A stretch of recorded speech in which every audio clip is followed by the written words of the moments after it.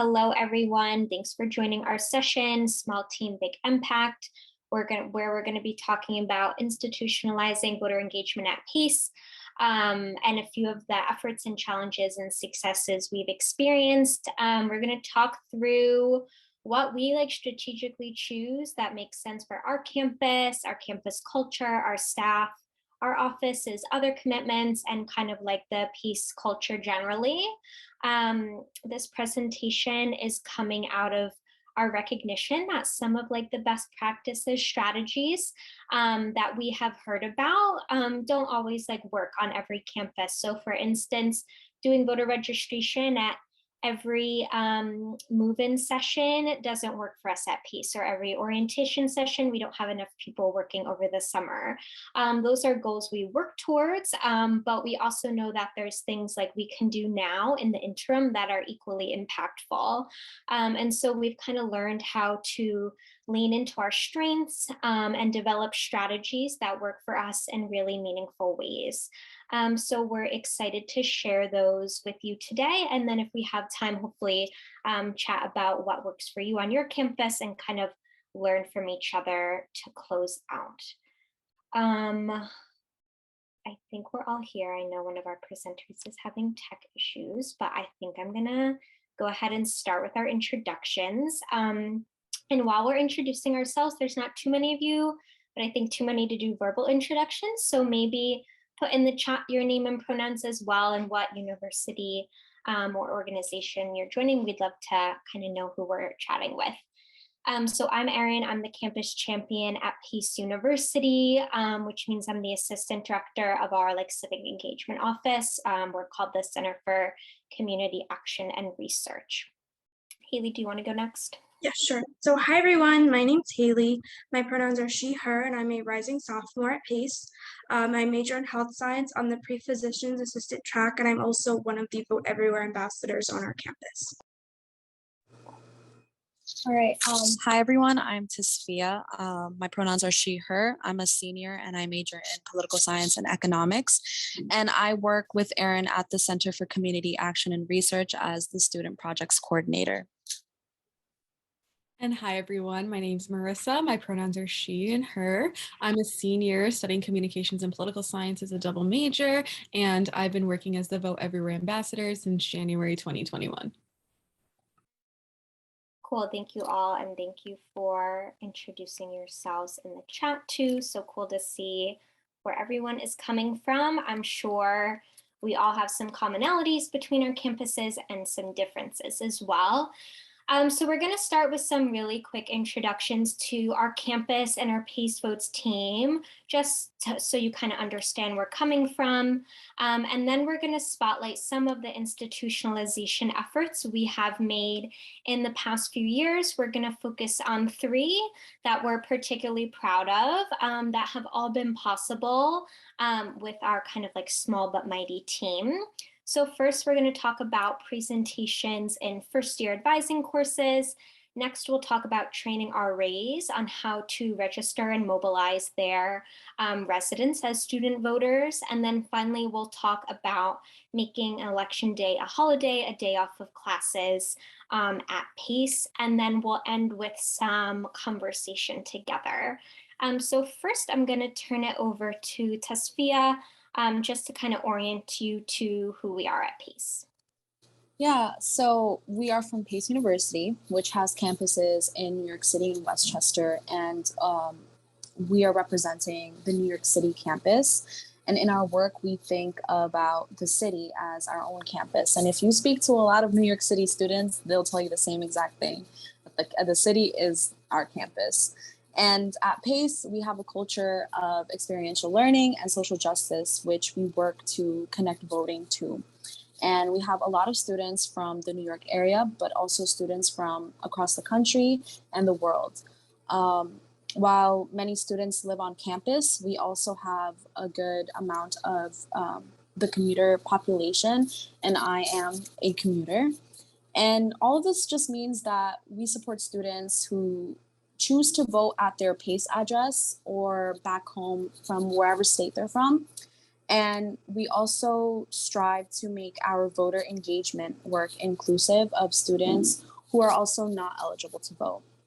And although New York is seen as a state that protects voting rights, there are many barriers for student voters in the state. For instance, our New York City campus is split into 2 different polling places. And in 2020, 81.5% of eligible PACE students registered to vote, while only 66.2% voted.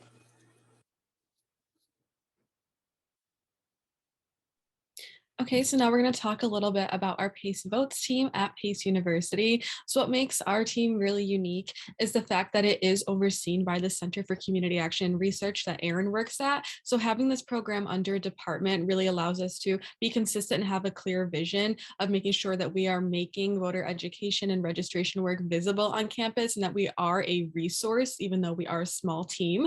And with that, it also just fosters this culture of civic engagement on our campus, which builds off of our experiential learning and commitment to social justice at PACE. So it's very clearly defined. And under the Center for Community Action Research and our PACE Votes team, we have 1 full-time staff member in New York City.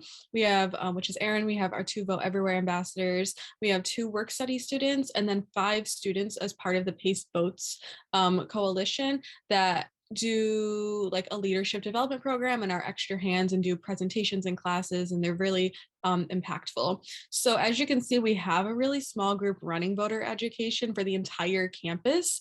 And some of our staff also handles other type of civic engagement like volunteering. So all of our voter education work has to be done in a way that prioritizes creativity and collaboration, of course. And we regularly convene with our campus partners who support our work, those long-lasting relationships we have built over the years. So this includes the residential life, government and community relations, the PACE library, and other departments as well. And we work with them because they also accommodate to a diverse group of students and organizations on our campus. And again, allows us to have those partnerships and reach common goals, all centered around this civic culture of civic engagement. And then besides participating in the Vote Everywhere program, we are also supported by the Ask Every Student program and participate in the All In Challenge. So now we'll look at 3 ways that we've been able to institutionalize voting on our campus. These ways are not only impactful, but are easy for a small team like us to oversee.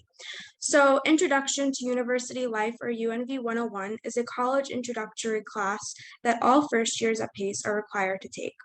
So the goal of the course is to help students adjust from high school to college life.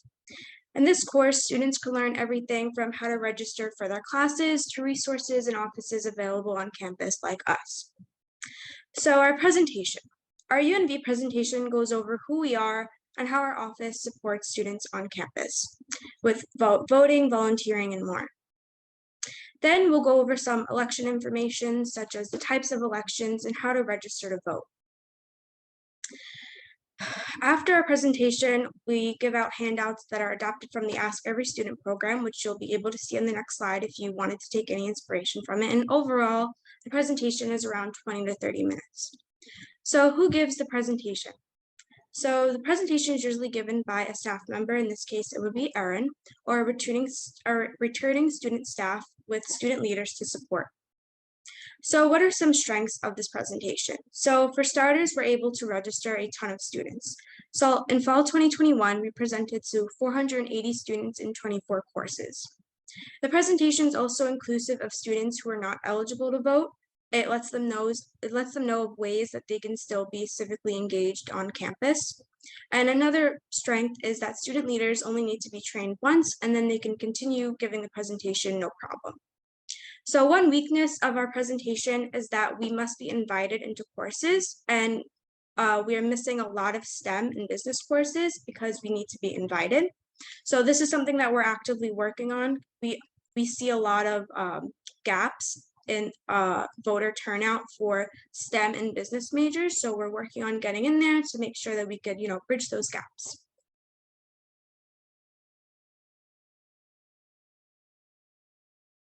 And then here you'll see the Ask Every Student handouts that we give out at the end of our presentation. These are just a good way to get students excited and thinking about civic engagement. So we have a long-standing relationship with Residential Life, And, you know, because of COVID, we kind of had to rethink or rework how we collaborated with residential life, because their staff was dealing with, obviously, they were dealing with a lot of complexities because of COVID. And we had a small team, and we were mostly working remotely in 2020. So things we had traditionally done in the past became a lot tougher, like going door to door with election day information. And, you know, we just ultimately realized that that was okay. And there just had to be like an additional effort to think creatively of how we can relay that information virtually. So since summer 2020, we've been training 70 RAs who support 2,000 undergraduate students on how they can support their residents in exercising their right to vote. And in our presentation, we cover how college students experience voter suppression, which student demographics at PACE vote at lower rates, and therefore need an additional like push or some love so that they can consider voting. The power of a peer, like an RA reaching out to someone about voting, and just the power of like talking to a student, like word of mouth about voter education. And that's something that I found really important as a commuter, because if commuters aren't available on campus as often and they miss events on voter education, simply just talking to them about it works wonders. And we also go over the logistical information on registering and voting. And then we do a little relational organizing where we have RAs name friends and residents they can share this information with and plan for this outreach. So this presentation draws on resources from AGF and the Ask Every Student program. And one of the great things about this presentation is that we only need 1 or 2 people to run it, which essentially reaches out to a lot of people. So some impacts we have seen are RAs registering to vote themselves, RAs going to host workshops and floor meetings on voter registration, RAs referring residents to our Office of Support, and Res Life advertising our voting related events to residential students.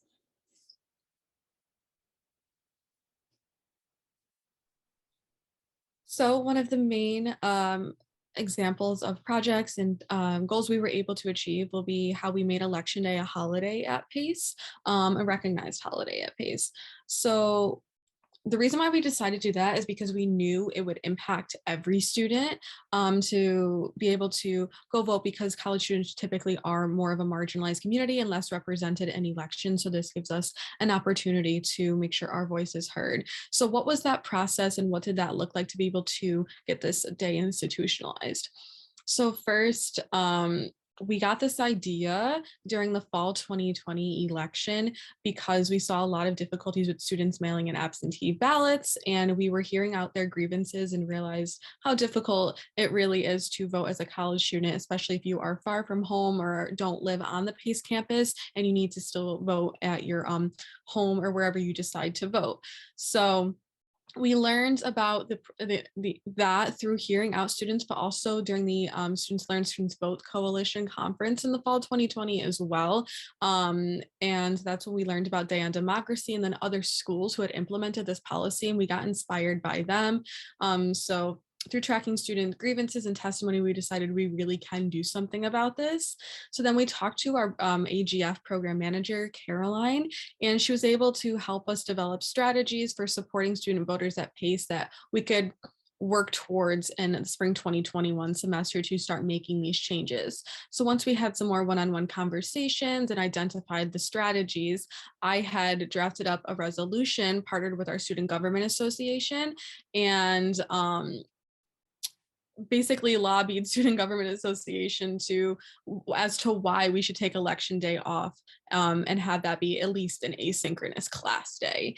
And we shared this resolution all over social media and the student newspaper. We were articles and other different types of advocacy work, and it was able to pass in the student government anonymously. And then from there, it had to be appealed to the faculty committees as well as the calendar committee, which are administrators basically who run those committees in affiliation collaboration with the Student Government Association. So after meeting with them a few times and continuing to pitch and having that support from our student government, knowing this was unanimously passed by student leaders and active students at PACE, they were able to side with us, and they essentially made election day an asynchronous class day on our calendar, and that goes into effect fall 2023 and 2024. So regardless of voting eligibility or how students choose to vote, we want to make sure that having this policy toward election day on campus highlights how all students should be able to participate in civic life. And yeah, so on the next slide, we're going to talk about like what is next. We passed this resolution, we have it on a calendar as an asynchronous day, but what does this mean and what is next for this? So we did that analysis through identifying our strengths, our challenges, and using that to allow us to plan for what's next. So a great thing about us is it didn't require a lot of staff or time on our end. Again, we are a small team, but we're a strong team, and we each have really unique talents that when we come together, we're able to get impactful work done. We were able to draw on our strong relationships that Tasfia had already mentioned, working with student groups and faculty because they're also aligned with our same mission. And we were able to promote this message really easily by just highlighting how this really does affect all students. It was a really unifying force, and we were able to get students on the same page, hence how it passed unanimously. And then thanks to AGF, we've also been connecting with other universities to talk about this process, and it helped us further reflect. And we even joined a working group with the AGF to discuss institutionalizing election day as a holiday with other universities, and we were able to share our best practices. And then through having those conversations in those 3 or 4 working groups that we were in, we were able to take those questions and see, did we apply this here? Could we have applied it to PACE, and grow from there? So through that, we detected our challenges, of course. So we didn't really quite think about how at the time when the calendar was voted on, they need to be voted on every single year. So that's something we're going to have to be diligently looking toward in the future to make sure that this remains an institutionalized practice at PACE. And it'll become challenging once the 3 of us move on, and we have to continue to make sure it's institutionalized at PACE, and that this still is an important facet of our program. And so we still have to do a lot of work, but our next steps are going to be monitoring the first asynchronous class day next fall and collecting qualitative information about the impacts a student has on students, and hopefully collecting more testimonies and any issues that may arise so that we know how to better our programming and better our advocacy work that next fall to encourage students to vote in a way that works for them at PACE. And then we're also going to share our resources in fall 2023, explaining how students can use the day off in a variety of ways. So this is also appealing to the non-traditional student or international students, as well as commuter students. And we are going to stay in communication, of course, with the faculty council and advocate for the continuation of this policy.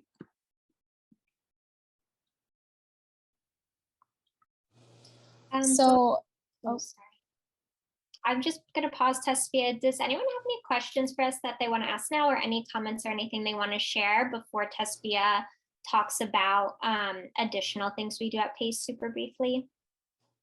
Feel free to just like shout them out or put them in the chat. Okay, cool. Tasfia, you can go. All right. So here are some additional things we do on our campus that might give you some ideas for yours. What we do is we find what interests what interests the students in our campus. And one of them is like button making. We noticed many students on our campus wore buttons on their backpacks, their totes, their shirts. And this kind of inspired our team to hold a political button making tabling event to get students excited about the political process and voting. And we also try to find out what causes are important to our students. For example, on our campus, many students are passionate about climate justice. And we kind of connect that, or connect advocacy and volunteering to voting. And, to continue on the climate justice example, we held climate volunteering events where we connect it to voting.